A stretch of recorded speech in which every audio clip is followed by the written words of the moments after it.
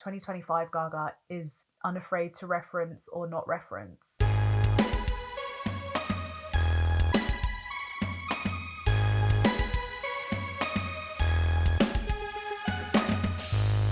Hello, you are tuned in to Starstruck with Big Pink Energy, who is me. Maybe you're here because you love pop culture and you want a chat about music news and gossip, or maybe you're listening because secretly you are in love with me. Most likely you're here because you are a huge Lady Gaga fan, and that's what we're talking about today. Obviously, we're talking all about Lady Gaga, as usual. But today I want to talk about her Mayhem show and a few things I've noticed. I've noticed a couple little bits, a couple little bobs, and if you're a super fan, maybe you've seen some of these already. If you're a more casual fan, maybe you've seen some of these already. There's a scale. If you've been around in the fan base, I don't know if anything in this video is going to surprise you, but if you are a casual fan, you're a newer fan, maybe this will help piece together some of the things you missed in Gaga's long career. Yeah, I found 10 things in the Mayhem show that remind me of things Gaga's done before, and I wanted to share them with you. So see how many you agree with, how many you already noticed before watching this video, or maybe all of this is news, who knows. Either way, it's just fun. It's just nice to be able to discuss the show. And I know it's looking like we're going to get a new show when Gaga tours later in the year, as soon as she's done with these round the world stadium shows she's doing. She's obviously going back to arenas, and we're hopefully getting a brand new show. But even if we don't, I have a feeling the new show is going to take a lot of elements of what we've already seen in this version of the Mayhem show and maybe just rework some of it. I won't be surprised if it's not that different, to be honest, but I'm here for it either way. The show she's put together that she's been touring currently is phenomenal. The first thing I spotted, and I think most of you guys have maybe clocked this as well, but in Poker Face, where she's battling with the light version of herself, it's like a dark and light battle, good and evil battle. The light one, the figure is wearing all white with a white crown, and that crown outfit to me looks exactly like the crowns worn both in the Bad Romance video and when Lady Gaga was at the VMAs. I'm not sure, was it 2009? Was it the same year as Paparazzi? I think it was, where she had the red lace dress with the crown and a face sheath. And it's the one where she won the award and Eminem presented it to her and she said, "This is for God and the gays." An iconic moment, of course. Eminem looked scared for his life, as he probably should have been. But yeah, it was a good outfit. It was a good look. I think there's a lot of intentional similarities between this Mayhem show and Bad Romance specifically, but the costuming here doesn't surprise me. And Gaga herself has actually said a lot of the intentions she had for the Bad Romance music video, she later brought to life with the Abracadabra video. And that's why I think there's a lot of similarities between those two as well, but also in the Mayhem stage show. This figure of a good or evil person with a crown, I like that kind of imagery. I wonder if it means kind of denoting who is currently in control, whether it's Gaga or the Mistress. We know there is that battle and that duality, so I do wonder if the crown is a bit of a motif for who's in control at that given moment. Poker Face obviously is a battle between the good and evil, and the evil wins in Poker Face in the stage show. So yeah, that's something I spotted. Something else with Bad Romance, number 2 on this list, is the outfit that she wears at the Mayhem show. Obviously it's got that sort of cross cutout here, which looks exactly like the cross she's wearing in Abracadabra. There's always been crucifix kind of imagery in Gaga's work. Obviously the Fame monster, the T was stylized as a crucifix. You've also got the necklace she wears in the Abracadabra video. She's wearing a crucifix made up of her own face.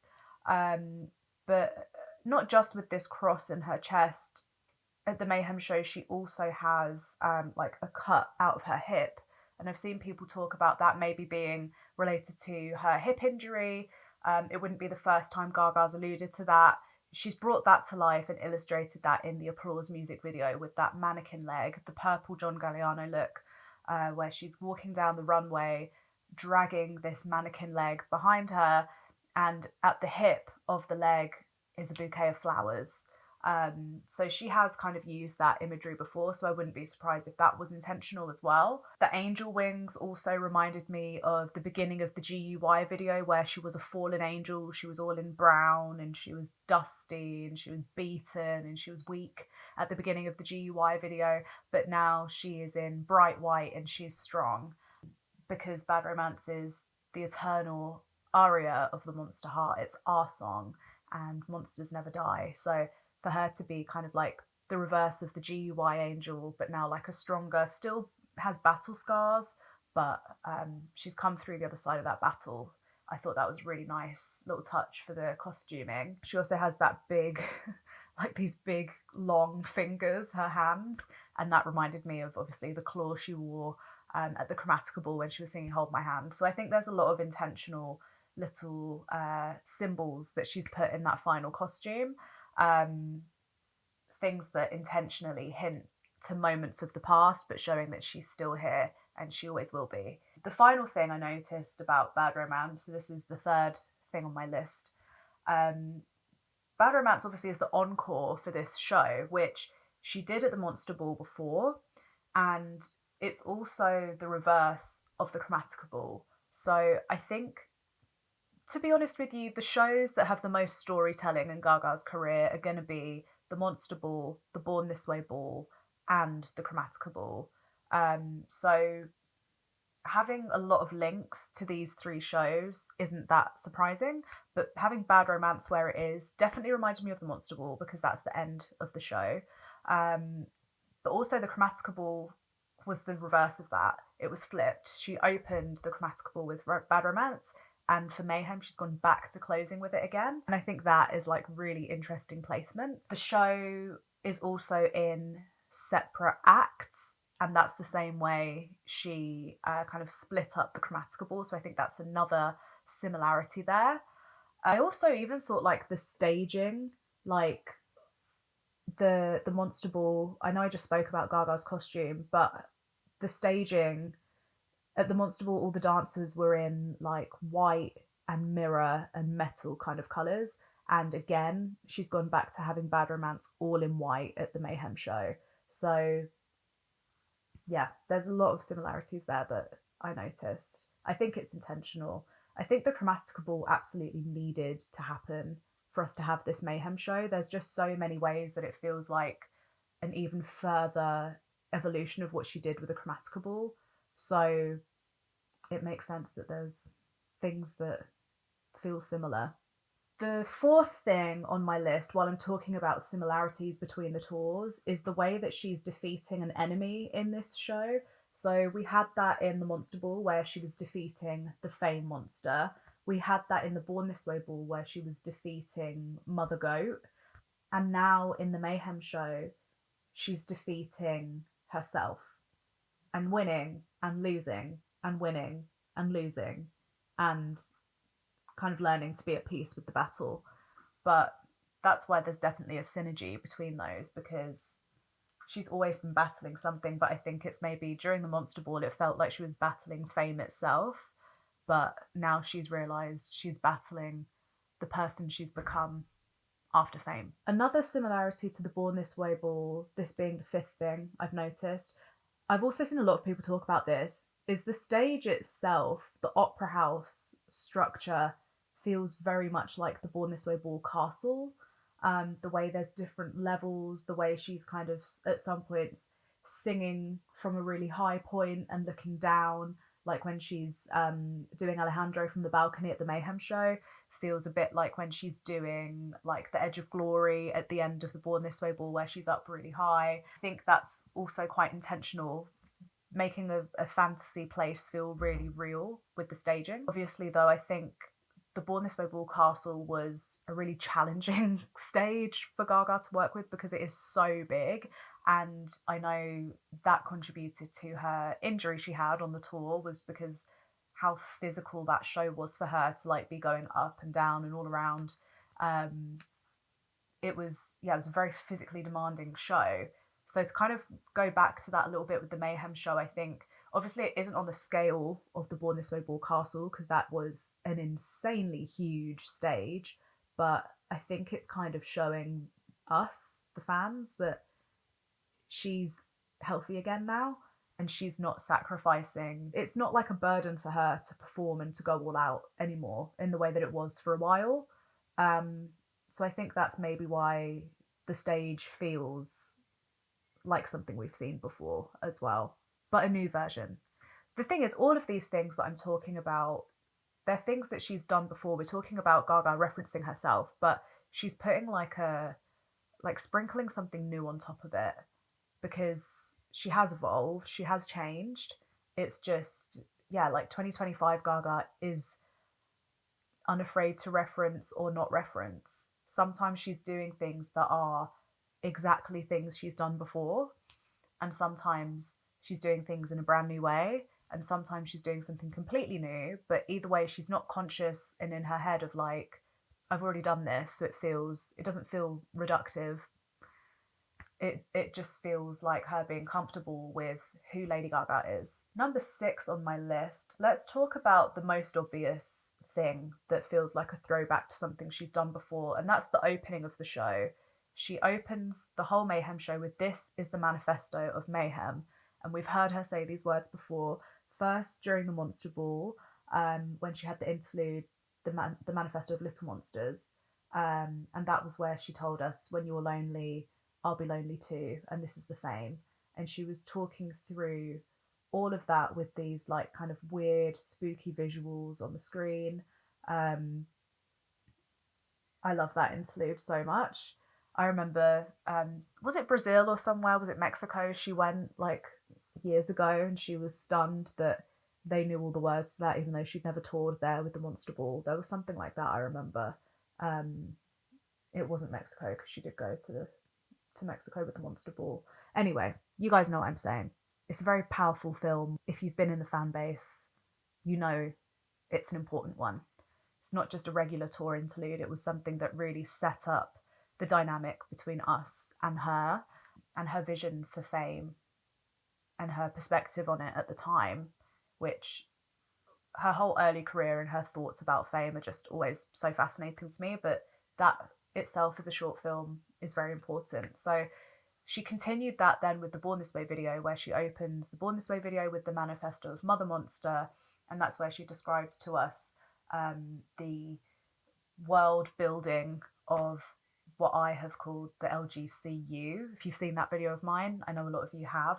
That world building around there being a good force, an evil force, both being necessary for each other to exist, but also like the hopeful and optimistic view on having a world of no prejudice, no hate, all of that stuff, all of that good stuff in the beginning of the Born This Way video. So to bring that full circle with the Mayhem show, again, I think this whole show is a love letter to the fans, and I think Mayhem is as well, the album, a love letter to us. But that, I was so excited when I was at Coachella and I heard the words, "This is the Manifesto of Mayhem." I lost it. Excellent.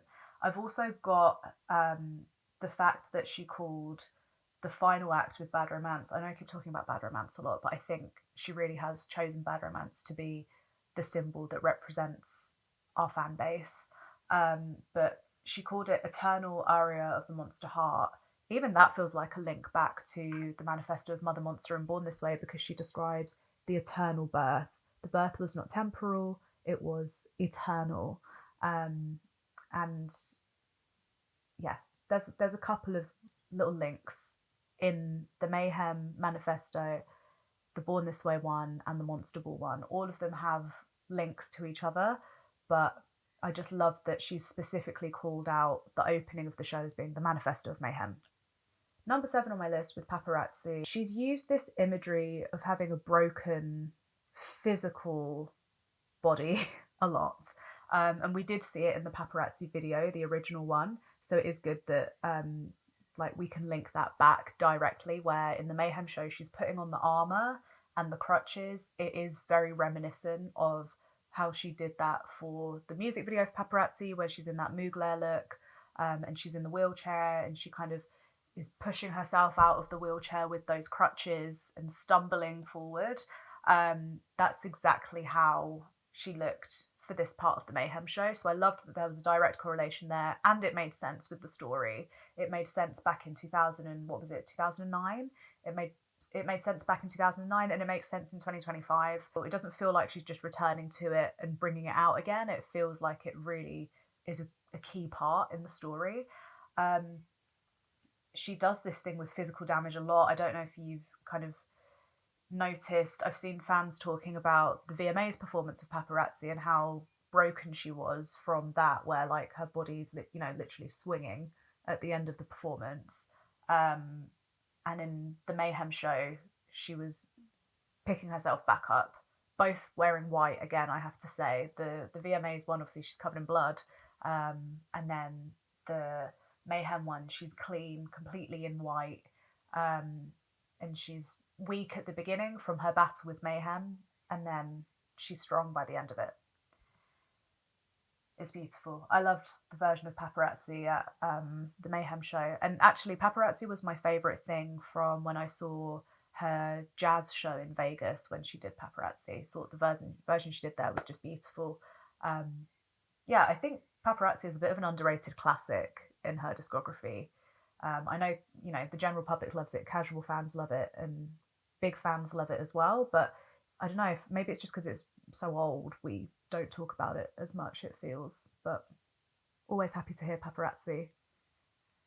The other thing I noticed with Paparazzi, and this being number 8 on my list, the physical staging of it reminded me so much of the Abracadabra video, except obviously in the Mayhem show, she's alone on the stage. She has the massive, massive fan, and the fan is like blowing the fabric behind her in this really big, big tent sort of shape.